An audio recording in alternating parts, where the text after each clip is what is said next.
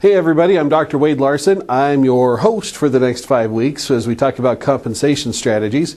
Now, for those of you who are fairly unfamiliar with compensation, you're probably going to walk into this class thinking that we're talking about pay. How on earth are we going to talk for 5 weeks about pay? That's what we get at the end of the month or every couple of weeks, so what more is there to know?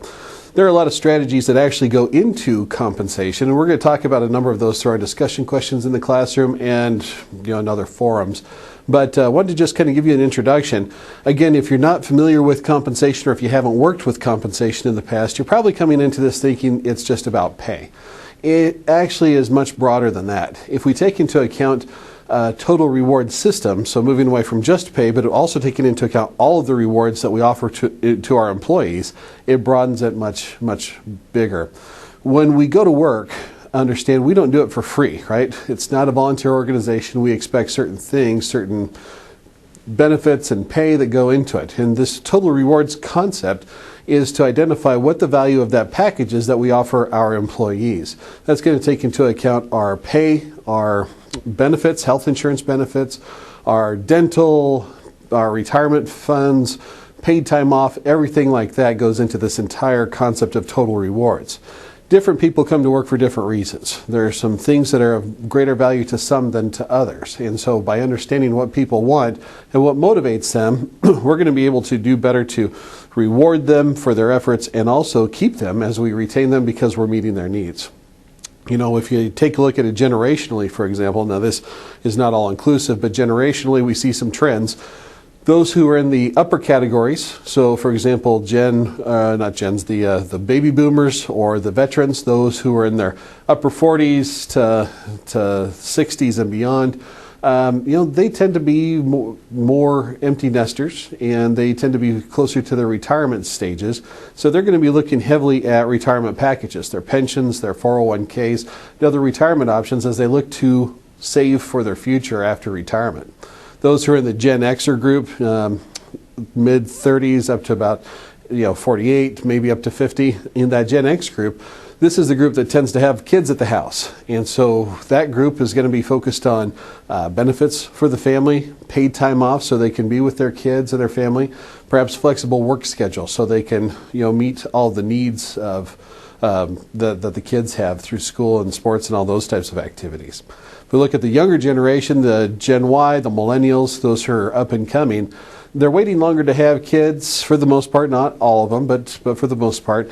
But even as they're young in their careers, they tend to focus more on one of two things.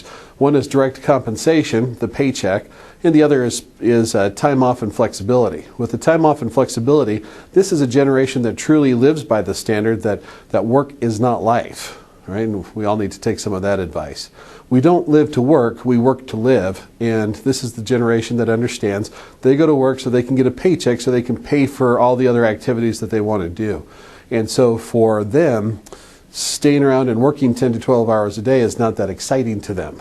Instead, if they have enough money to take care of their needs and they have the time and the flexibility to really focus on what matters more to them, that's what's going to jazz them up and really juice them to stick with you and to keep going in their jobs. And so the better you can understand what matters most to your employees, the better you're going to be able to add some flexibility to your compensation and total rewards programs.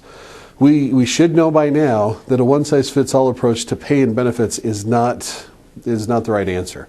We need to understand where people are coming from and give them enough opportunity to pick and choose what matters most to them, what's important to them, so we can help them achieve their personal goals.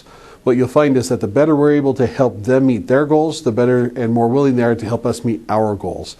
And so by creating a compensation structure, a total rewards program that puts into place a retirement approach, paid time off approach, health benefits approach, and these all tie in and are flexible enough to adapt to their needs, they're going to like it. They're going to be a lot more motivated to stick around.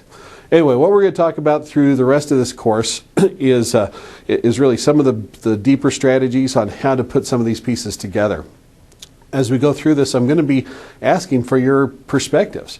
It may come from your work experience, and for those who may not have a lot of work experience, perhaps those of people who you've seen, such as your parents or anybody else. We're going to ask for your perspectives, your thoughts, your Because as we go through this, understand there's not a one-size-fits-all in the answers either. There's not a single answer that's going to apply to every single question that we ask.